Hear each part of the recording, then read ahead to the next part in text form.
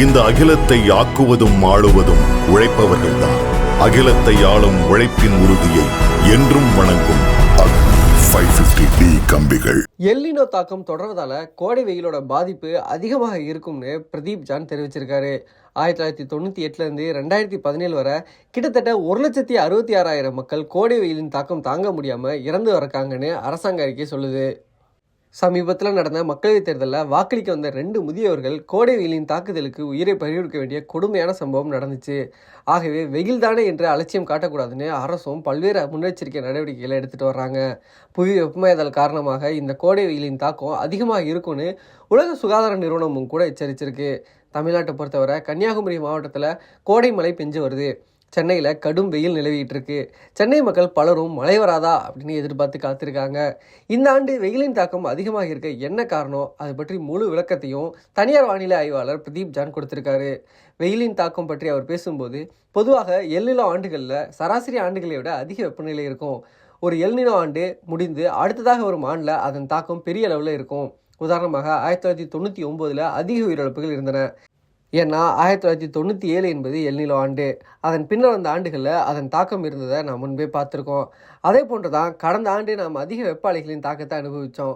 கடந்த ஜூன் மாதம் வெப்பத்தின் தாக்கம் அதிகம் காணப்பட்டதால் பள்ளிகளுக்கு விடுமுறை அளிக்க வேண்டிய நிலை வந்தது என்பதை மறந்துடக்கூடாது. இந்த வெப்ப அதிகரிப்புக்கு முக்கிய காரணம் மழை இல்லாதது. பொதுவாக மார்ச் மாதம் நமக்கு கோடை மழை பெய்யும். கட்டாயம் மாத இறுதியில் ஒரு மழையை சென்னை சந்திக்க நேரிடும். ஆனால் இந்த முறை மழை இல்லை. சில மாவட்டங்களில் லேசாக மழை இருந்தது. பரவலாக மழை என்பது இந்த ஆண்டு குறைந்தே காணப்பட்டது. ஒரு பக்கம் கோடை மழை வராதது, அதன் பின்னர் எல்னினோ ஆண்டு, இந்த இரண்டும் சேர்ந்து தான் வெப்பநிலையை அதிகரிக்க செஞ்சிருக்கு. அப்படி பார்த்தா மே 4 முதல் மே 28 வரை வெயிலின் தாக்கம் அதிகமாக இருக்கும். ஏன் அதிகமாக இருக்குன்னா, காற்றின் திசை மேற்கிலிருந்து வீசும். தென்மேற்கு பருவமழை தொடங்கும் போது மேற்கு திசையிலிருந்து வரும் காற்று தரைக்காற்றாக மாறிடும். அப்படின்னா ஆந்திரா பகுதியில் உள்ள ராயலசீமா, கடப்பா போன்ற இடங்கள்லேருந்து வெப்பக்காற்று நம் சென்னையை நோக்கி வர தொடங்கிடும். அங்கிருந்து வரும் வறண்ட காற்று காரணமாக சென்னையில் வெப்பநிலை அதிகரித்து விடும். அதை தான் கத்திரி வெயில்னு மக்கள் சொல்கிறாங்க. கோடை மழையை பொறுத்த அளவில் கன்னியாகுமரி மாவட்டத்தில் ஒரு நாள் விட்டு ஒரு நாள் கோடை மழையை எதிர்பார்க்கலாம். தென்காசி, கூடலூர், ஊட்டி ஆகிய பகுதிகளில் மழையை எதிர்பார்க்கலாம். சென்னையில் மழைக்கான வாய்ப்பு இல்லை.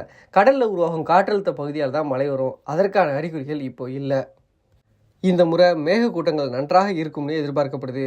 ஆகவே ஜூன் மாதம் நல்ல மழையை எதிர்பார்க்கலான்னு அவர் தன்னோட அறிக்கையில் குறிப்பிட்டிருக்காரு.